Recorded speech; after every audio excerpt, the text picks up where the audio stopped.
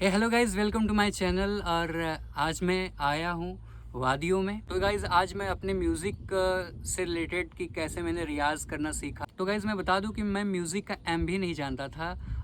Career की बात तो बहुत दूर की बात है, क्योंकि हमारे गांव में म्यूज़िक से रिलेटेड कोई भी चीज़ ना पढ़ाई गई ना सिखाई गई। हमारे यहाँ गांव में तो कंप्यूटर को भी पढ़ाने के लिए ब्लैक बोर्ड का ही यूज़ होता था। उस पर ही मास्टर जी मॉनिटर और कीबोर्ड बना करके बताते, बच्चा यहाँ से वायर खोसा जाता है मॉनिटर में, तो मॉनिटर चलता है और एक कीबोर्ड होता है, ये माउस होता है, ये सब सारी चीज़ें ऐसे बताई जाती है। तो म्यूज़िक कहाँ से आएगा फिर? म्यूज़िक के बारे में तो कोई बात ही नहीं। जब कंप्यूटर का पूरा ज़माना चल रहा था तो कंप्यूटर के बारे में हमको ब्लैक बोर्ड पे बताया गया, तो म्यूज़िक तो बहुत दूर की बात है, कोई सोचा भी नहीं हो। अभी भी गांव में यही हालत है। म्यूज़िक को एज अ प्रोफेशन अगर किसी को करना हो तो गांव में उसके बारे में कुछ भी नहीं बताया जाता, तो हमको भी कुछ पता नहीं था। 2018 में मुझे ऐसा रियलाइज़ हुआ खुद से कि मैं म्यूज़िक में अपना करियर बनाऊंगा। तो बिना कुछ सीखे, कुछ पता नहीं था, मैं डायरेक्ट चला गया स्टूडियो में और एक भोजपुरी सॉन्ग था, उसको रिकॉर्ड करना चाहता था। तो रिकॉर्डिंग के लिए मैं चला गया। मुझे म्यूज़िक का एम भी नहीं पता था, ना ही कुछ पता था कि कैसे रिकॉर्डिंग होती है, कैसा क्या लिरिक्स होता है, क्या कुछ भी नहीं। वहाँ पे गया तो मैं बोला कि मैं गाना रिकॉर्ड करना चाहता हूँ। तो भोजपुरी जो स्टूडियो था उसने बोला, उसके पास सिर्फ भोजपुरी के ही सॉन्ग्स रिकॉर्डिंग था, भोजपुरी का स्टूडियो था। तो मैंने उससे बोला कि भाई मेरे को गाना रिकॉर्ड करना है। तो बोला कि ठीक है, ट्रैक्स हमारे पास बहुत सारे हैं, आप ट्रैक यूज़ कर लो, जो भी गाना गाना चाहते हो गाओ। लिरिक्स लाए हो? मैं बोला हाँ लिरिक्स तो है। तो लिरिक्स मेरे पास नहीं था, जो ओरिजिनल सॉन्ग था उसी को मैं गा के बस एक्सपीरियंस करना चाहता था कि कैसा आउटपुट आता है, क्या सिंगिंग मैं कर पाऊँगा, क्या मेरी आवाज़ कैसी लगती है स्टूडियो में। तो मैंने बिना कुछ सोचे समझे रिकॉर्डिंग चालू कर दिया। और रिकॉर्डिंग होने लगा तो मैं एक छोटी छोटी लाइनों को भी नहीं गा पा रहा था ट्रैक के साथ। ऐसे तो मैं बहुत अपने आप को तुर्रम खान समझता था, लेकिन जैसे ही मैं स्टूडियो में गाना रिकॉर्डिंग करने के लिए गया तो एक एक लाइन को गाना बहुत मुश्किल हो जा रहा था ट्रैक के साथ, क्योंकि आपको उसमें रिदम के साथ गाना रहता है ना। तो रिदम क्या होता है वो तो मुझे दूर दूर तक नहीं पता था, म्यूज़िक ही नहीं पता था कि क्या होता है। बस गाने हम लोग सुनते हैं, लेकिन उसमें क्या क्या चीज़ें यूज होती हैं और कैसे गाया जाता है, गाने के लिए क्या क्या रियाज़ करना पड़ता है, ट्रैक क्या होता है और रिदम क्या होता है, रिदम को कैसे पकड़ते हैं, बहुत सारी चीज़ें ऐसी थी जिससे मैं अनजान था।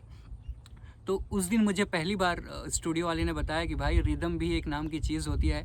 कोई भी चीज़ कोई भी सॉन्ग गाना है तो उसको एक रिदम पे गाना पड़ता है, एक बीट पे गाना पड़ता है। तो उस दिन मैं ये पहला शब्द सुना कि रिदम बीट। तो फिर दिमाग में चलने लगा कि अब रिदम कैसे सीखेंगे। तो उससे ही पूछा भाई तो ये कैसे सीखेंगे, हमको तो पता नहीं है। तो बोला कि तुम कोई म्यूज़िक इंस्टीट्यूट ज्वाइन कर लो, वहाँ पे सिखाया जाता है म्यूज़िक के बारे में, कैसे गाना चाहिए, गाने में क्या क्या चीज़ें इंपॉर्टेंट होती हैं, एक रिकॉर्डिंग करते टाइम क्या क्या चीज़ों का ध्यान रखना चाहिए। तो वो सारी चीज़ें मुझे वो बताया।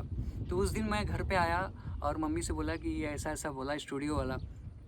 तो उस दिन मुझे पता चला कि म्यूज़िक भी सीखने वाली चीज़ होती है। ये बाय डिफ़ॉल्ट तो आपके अंदर रहेगी, लेकिन उसको पॉलिश करने के लिए आपको इंस्टीट्यूट ज्वाइन करना पड़ेगा, आपको एक गुरु की ज़रूरत पड़ेगी। तो मैं सर्च करने लगा गूगल पे, तो एक इंस्टीट्यूट मुंबई में बहुत ही पॉपुलर है, बहुत ही सस्ता भी है, उसका नाम है आजीवासन। सुरेश वाडेकर साहब का इंस्टीट्यूट है और ट्रस्टी है, इसलिए उसका कॉस्ट बहुत कम है। अगर आप किसी प्रोफेशनल सिंगर से सीखने जाएंगे तो बहुत ज़्यादा पैसे की ज़रूरत पड़ेगी, मतलब लाखों में लेते हैं फ़ी वो लोग। जैसे एक है शंकर महादेवन का एकेडमी है, उधर अगर सीखना चाहेंगे तो बहुत ज़्यादा फ़ी है, तो उतना तो अफोर्ड नहीं कर पाता मैं। तो मैं चला गया आजीवासन में, और आजीवासन का जो मेन ब्रांच है मैं उससे ही सीखना चाहता। उसके बहुत सारे ब्रांचेस आपको मुंबई में मिल जाएंगे, लेकिन उसका जो मेन ब्रांच है वो सेंटा क्रूज़ वेस्ट में जुहू के पास ही है, जुहू बीच के पास ही है। तो वहाँ पे मैं गया, एडमिशन वगैरह कराया। बहुत ज़्यादा एक्साइटमेंट था कि अब म्यूज़िक करना है, सीखना है। और मैं तो जब मैं सोचा कि मैं म्यूज़िक करना चाहता हूँ, तो मेरे दिमाग में आने लगा कि मैं तो 1 या 2 साल में सुपरस्टार बन जाऊँगा भोजपुरी का। तो क्यों सीखना, मेरी तो आवाज़ इतनी अच्छी है। क्योंकि 2-4 जो आपके आसपास के लोग होते हैं ना, वो आपको बहुत बढ़ा चढ़ा के बताते थे कि भाई तू बहुत अच्छा गाता है, तेरे को सीखने की ज़रूरत नहीं है, तू तो ऐसे ही पवन सिंह खेसारी से बहुत अच्छा गा रहा है। तो ये ऐसे ही मेरा तो ऐसे ही वो लोग मुझे चढ़ा दिए थे। तो ये सपना जो है मेरा टूटा जब मैं आजीवासन में एडमिशन लिया और वहाँ पे एक से बढ़कर एक कलाकार और मुझसे कम एज के लोग बहुत अच्छा गाने वाले स्टूडेंट थे। तो मैं सोचने लगा कि भाई इतना अच्छा गा रहे हैं लोग, इनका अभी तक नहीं हुआ तो मेरा क्या होगा। ऐसी बहुत सारे ख्यालात आते हैं क्योंकि हर इंसान की जो वॉइस होती है वो अलग ही होती है। हम स्टार्टिंग लेवल पे ज़रूर किसी सिंगर से इंस्पायर हो कि उसकी तरह गाना चाहते हैं, लेकिन धीरे धीरे समय के साथ साथ वो चीज़ें अपना कुछ उसमें देने लगते हैं, तो वो चीज़ें एक्सपीरियंस से आती हैं। चाहे आप सोनू निगम को ले लीजिए, चाहे आप कुमार सानू साहब को ले लीजिए, चाहे आप किसी भी बड़े सिंगर अरिजीत सिंह को ले लीजिए, ये लोग किसी न किसी से पहले इंस्पायर हुए, उनके जैसा ही गाते थे। सोनू निगम तो पूरा रफ़ी साहब की तरह ही गाते थे, और कुमार सानू भी किशोर कुमार साहब जो हैं उनके जैसा ही गाते थे। तो धीरे धीरे उनको अपनी चीज़ें उसमें डाले और एक अलग वॉइस बन गए। तो ऐसे ही डिमोटिवेट नहीं होना चाहिए, ये मैंने सीखा। गुरुजी ने भी बताया कि भाई तू इतना डिमोटिवेट मत हो, किसी की किस्मत में क्या लिखा है, कैसे आगे जाएगा, किस आवाज़ को कौन कितना पसंद करेगा, ये कोई नहीं जानता, तो तू बस सीखने पे ध्यान दे। तो मैं लॉकडाउन लगने के 6 महीने पहले एडमिशन लिया था आजीवासन में। तो 6 महीने मैंने कंटिन्यू वहाँ पे सीखा गुरुजी से। उसके बाद लॉकडाउन लग गया तो चीज़ें सब बंद हो गई और फाइनेंशियल भी कंडीशन इतनी ख़राब हो गई कि सब कुछ छोड़ के मुंबई गांव में ही जाना पड़ गया। लेकिन मैंने जो 6 महीने में सीखा वो रियाज़ आज तक मैं कंटिन्यू रखा हूँ। मैं म्यूज़िक में भले से मेरा सॉन्ग कोई हिट ना हुआ हो, ऐसे बहुत सारे लोग होंगे जो स्ट्रगल कर रहे हैं म्यूज़िक में। मैं स्ट्रगल तो नहीं बोलूँगा क्योंकि म्यूज़िक ऐसी चीज़ है कि जब आप उसमें जाते हो तो खो जाते हो, मतलब फिर स्ट्रगल नाम की चीज़ नहीं रहती। आपको मज़ा आता है, पैसे मिले ना मिले वो सारी चीज़ें अलग ही हो जाती हैं। तो मैंने जो वहाँ से सीखा मैं उसको कंटिन्यू रखा और आज तक मैं रियाज़ करता रहा हूँ। रियाज़ बहुत ज़रूरी होता है, और मैं अपने बारे में जो मैंने खुद महसूस करा है कि मेरी जो वॉइस थी आज के 3-4 साल पहले वो बहुत पतली थी, कुछ इस टाइप से ही थी। तो मैं पहले के जो गाने सुनता हूँ, जो रिकॉर्डिंग्स मेरे फ़ोन में है, तो मैं सोचता हूँ क्या गाता था यार। फिर भी लोग बोलते थे कि भाई तू बहुत अच्छा गा रहा है, क्योंकि मैं उनसे अच्छा गाता था तो लगता था कि मैं बहुत अच्छा गाता हूँ। लेकिन जब ऊँट पहाड़ के नीचे आता है तब उसको पता चलता है कि वो किस लेवल पे है और कितना ऊंचा होता है पहाड़। दूर से तो पहाड़ आपको बहुत छोटा सा दिखाई दे रहा होगा पीछे, लेकिन है बहुत बड़ा। खैर मैंने रियाज़ सीखना शुरू कर दिया। उसके बाद मेरी वॉइस जो चेंज हुई है गाइज, लिटरली रियाज़ जो करता है वही राज करता है। ये जो कहा गया है ये सच कहा गया है, रियाज़ से ही सारे चीज़ें अच्छी हो सकती हैं। Practice make a man perfect. बहुत सारे मुहावरे आपको मिल जाएंगे। कुछ रागदारी सीखी, कुछ राग ही सीखे, बेसिक्स जो राग होते हैं भूपाली, यमन, ये सीखा, और बहुत ज़्यादा तान वगैरह नहीं सीखा। लेकिन एक जो लाइट म्यूज़िक होती है ना बॉलीवुड में, बहुत लोग के दिमाग में ये भी कन्फ्यूज़न रहता है कि मुझे लाइट म्यूज़िक गानी है, ना कि मुझे क्लासिकल सिंगिंग करना है। क्लासिकल सिंगिंग आप जानते ही होंगे जिसमें सिर्फ क्लासिकल होता है, लेकिन बॉलीवुड में भी सेमी क्लासिकल यूज़ होता है गानों में। जो अरिजीत सिंह के बहुत सारे गाने हैं, जैसे आप ये गाना देख लीजिए, ये लाल इश्क, आयत, ये सब सारे गाने जो हैं ये सेमी क्लासिकल में आएंगे। आप लाइट म्यूज़िक में जाना चाहते हैं तो उसके लिए भी रियाज़ ये जो क्लासिकल में कराया जाता है ये ही यूज़ होता है। क्लासिकल रियाज़ मतलब आपकी जड़ मजबूत हो जाएगी, आपकी आवाज़ में दमदारी आ जाएगी। तो लाइट म्यूज़िक अगर आपको गाना है, जो कि बॉलीवुड में ज़्यादातर गाने जो होते हैं वो लाइट म्यूज़िक ही होते हैं, क्लासिकल नहीं होते हैं। तो लाइट म्यूज़िक के लिए आपका मेन क्या है, वॉइस प्रोडक्शन। मतलब आप गा रहे हो तो वॉइस प्रोडक्शन होना चाहिए। जैसे आप हाई स्केल पे गा रहे हो तो किस तरीके से उसको हैंडल करोगे, आपकी आवाज़ नहीं फटनी चाहिए। या आप नीचे के सुरों पे गा रहे हो तो आपकी आवाज़ नीचे जानी चाहिए। तो ये सब सारी चीज़ें जो है एक क्लासिकल की बहुत छोटी मतलब बेसिक चीज़ें हैं, तो ये वहाँ से आप सीख सकते हैं। एट द बिगनिंग लेवल आपको कौन से रियाज़ करने चाहिए, कौन कौन सी चीज़ों का ध्यान रखना चाहिए, ये मैंने अभी जो भी गलती करी है उससे सीखा है, तो मैं आपके साथ शेयर कर रहा हूँ।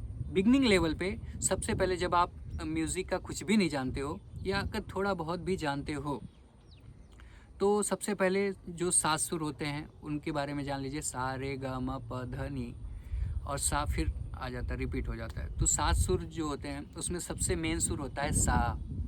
सा में ही सब कुछ है। अगर आपको सा साधना आ गया तो समझ लो कि बाकी के 6 सुर भी आप साध लेंगे, कोई भी सॉन्ग आप अच्छे तरीके से गा सकते हैं। जो हरकतें होती हैं गलों में, वो सारी चीज़ें तो बात की बात हैं। हरकत का रियाज होता है। जैसे कोई गाना लीजिए, ये नरम नरम नशा है बढ़ता जाए, तो ये सारी चीज़ें जो हैं इसमें कहीं ना कहीं हरकत यूज़ हुई है, जो आपके गाने को और अच्छा बना देती है। लेकिन जब आप शुरुआत कर रहे हो तो सबसे पहले मैं बताता हूँ कि कौन सा रियाज़ करना चाहिए। सबसे पहले मेरे पास, अगर आप, बहुत सारे लोग के पास इंस्ट्रूमेंट नहीं होते हैं, लाइक तानपुरा वगैरह नहीं है, कीबोर्ड नहीं है, हारमोनियम नहीं है, तो आप शुरुआती लेवल पे एक एप्लीकेशन है, अगर आपके पास एंड्रॉयड मोबाइल है तो उसमें एक एप्लीकेशन है तानपुरा ड्राइड, बहुत ज़्यादा पॉपुलर है ये। तो इससे ही बहुत ज़्यादा स्ट्रगलिंग सिंगर जो शुरुआत करते हैं इससे ही रियाज़ करते हैं। अगर आप अच्छे लेवल पे जाते हैं तो हारमोनियम ख़रीद लीजिए, कीबोर्ड ख़रीद लीजिए। मैंने कीबोर्ड भी ख़रीद रखा है। तो सबसे पहले इस एप्लीकेशन को इंस्टॉल कर लीजिए। अगर आप मेल हैं तो इसमें बहुत सारे, आपको दिखा देता हूँ, यहाँ पे लिखा हुआ है, मैंने इंस्टॉल कर रखा है। इसमें देख सकते हैं फर्स्ट स्ट्रिंग सा, pitch C sharp, pitch semi zero, speed को कम ज़्यादा कर सकते हैं, वॉल्यूम आपकी इसकी आवाज़ तो उसको भी ज़्यादा कम कर सकते हैं। तो इसमें क्या करना है, आपको कुछ भी छेड़छाड़ नहीं करना। अगर आप मेल हैं तो इसमें कुछ भी आपको छेड़छाड़ करने की ज़रूरत नहीं है, बाय डिफ़ॉल्ट इसमें सी शार्प रहता ही है। अगर आप फीमेल हैं तो आप अपने हिसाब से ए शार्प वगैरह कर सकते हैं। तो मैं मेल हूँ तो मैं सी शार्प पे ही रियाज़ करता हूँ। प्ले करिए इसको, तो ये तानपुरा स्टार्ट हो गया, आपको आवाज़ सुनाई दे रही है। अब इसमें 7 सुर में सा और पा एक साथ बज रहे हैं, तो इसको पहले आपको सुनना है। स्टार्टिंग में जब भी आप अपने रियाज की शुरुआत करिए, जब आप सो के उठते हैं ना, तो उसके बाद खरज एक रियाज होता है जो कि आपके वॉइस को बनाने में सबसे ज़्यादा हाथ उसका ही रहता है। आपकी आवाज़ में दमदारी लाने का काम करता है खरज का रियाज। तो जब भी आप सो के उठें, ज़रूरी नहीं है कि आप 4 बजे 5 बजे भोर में ही रियाज़ करिए, जब भी आप सो के उठिए तो खरज का रियाज़, क्योंकि उस टाइम हमारा गला बहुत बेसी होता है, तो बेस का ही रियाज़ करना चाहिए। तो जब आप सुबह, अभी तो फ़िलहाल टाइम हो रहा है 4 बज रहे हैं शाम के, तो मैं बेस का रियाज़ मैं बस ऐसे ही बता देता हूँ कि बेस का रियाज़ कैसे करना है। तानपुरा चालू किए, इसको सुनिए और सबसे पहले सा लगाने की कोशिश करिए। सा लगाता हूँ, सा,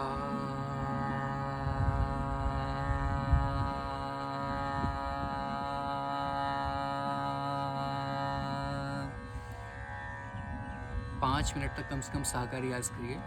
उसके बाद नी पे आ जाइए, नी,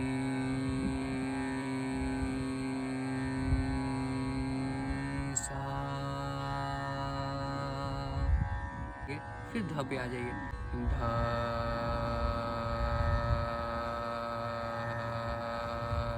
नी, सा।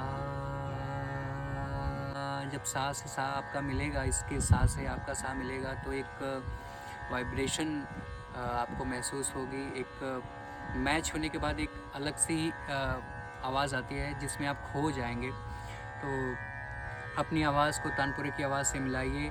मिलते ही आपको एक अलग सी अनुभूति होने लगेगी, आपको लगने लगेगा कि आप सही जा रहे हो और आपको मज़ा आने लगेगा रियाज़ करने में।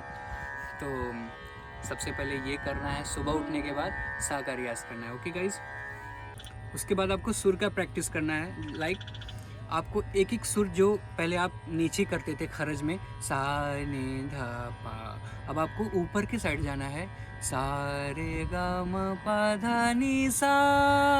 और इस चीज़ को बहुत जल्दी नहीं करेंगे, जितना ज़्यादा टाइम एक एक सुर पे देंगे आप उतना अच्छा गाने लगेंगे। म्यूज़िक को शुरू करते ही सबसे पहले आप बहुत ज़्यादा अलंकारों के बारे में ये सब मत सोचिएगा, क्योंकि अगर आप सोच रहे हो कि बहुत जल्दी अगर आप अलंकार सीखने लगेंगे, अलंकार सीखने के बाद आप मुर्की, खटका, मींड ये सब सीख लेंगे और उसके बाद रागदारी और ताने करने लगेंगे, तो आप बहुत जल्दी सिंगर बन जाएंगे। ऐसा कुछ भी नहीं है, वहम निकाल दीजिएगा। आप जितना ज़्यादा टाइम देंगे अपने बेस को मजबूत करने में गाइस वही सबसे इम्पोर्टेंट होता है। जिस दिन आपका बेस तैयार हो गया ना, ऊपर की इमारत तो बहुत जल्दी बनती है, बेस तैयार करना बहुत इम्पोर्टेंट है। तो बेस क्या है? सा, हर सुर को परफेक्टली उसके जगह पे लगाना। उसके बाद आप सा से सा तक जाइए, सा, फिर एक और 5 मिनट रे,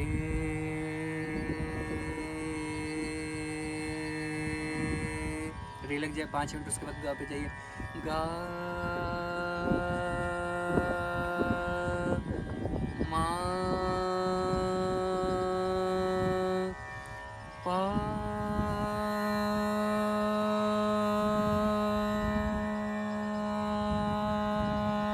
अब आपको ये नहीं करना है पा, नहीं करना है पा, नहीं करना है पा, नॉर्मल आवाज में करना है, जैसे आप बोलते हो वैसे ही रियाज करना है। पा, धा,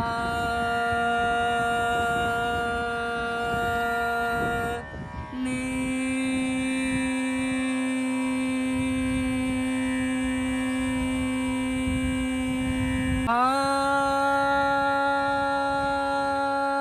अब सा को बहुत लाउड नहीं करना है, सा नहीं करना है, सा नहीं करना है, सा। तो इस रियाज को करिए स्टार्टिंग में, इसको आप कम से कम 2-3 महीने प्रैक्टिस करिए शुरुआती में।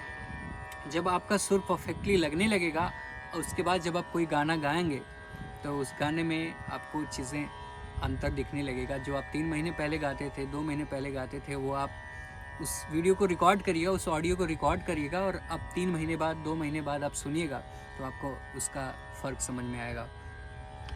आवाज़ बदलेगी, ज़रूर बदलेगी, आप बहुत अच्छे सिंगर बनेंगे, लेकिन उसके लिए परफेक्ट गाइडेंस चाहिए, और इसके लिए आप अपने एक गुरु को ढूंढ लीजिए। गुरु होना बहुत ज़रूरी है।